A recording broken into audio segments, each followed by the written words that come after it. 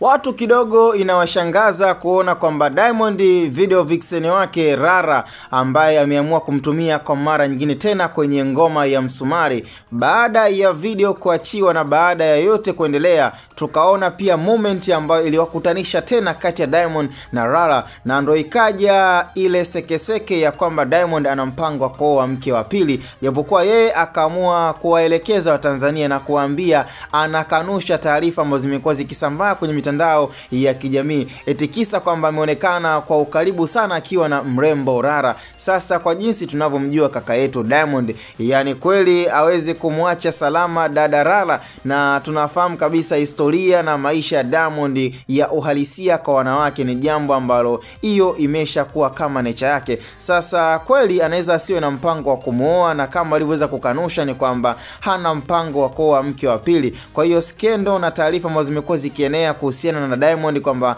ana mpango wa kumuoa Rara kama mke wa pili ni uzushi na ni uvumi ambao Diamond ameweka in a clear way. Sasa issue ni kwamba, kwa hiyo inaonekana kwamba kudate na Rara kwa Diamond ni issue ambayo ni kama anajaribu kuweza kuipotezea na kuitoa kwenye leli ili mradi watu wasielewe, kwa sababu kilicho tushangaza baada ya video kuachiwa inakuwaje moment nyingine ya kipekee inawakutanisha kati ya Diamond pamoja na mrembo Rara. Na hapo ndo tumeweza kufahamu na kuona kwamba hapa Diamond ni kama anatupiga, anatutengenezea tuingie kwenye mfumo alafu atusahulisha, lakini ukweli ni kwamba Diamond na Rara ni wapenzi wa siri kwa siri, na hapa ni wazi na ni ukweli tu ambao dada yetu Zuchu anavumilia mengi. Lakini changamoto za Diamond nafikiri kwa watu wa karibu wanaelewa. Bwana Simba la Masimba Dangote huaga hajawahi kumwacha mtoto wa kike salama endapo akawa amemuelewa. Mimi sina la ziada, ila tukutane kwenye upande wa comment, na kama kawaida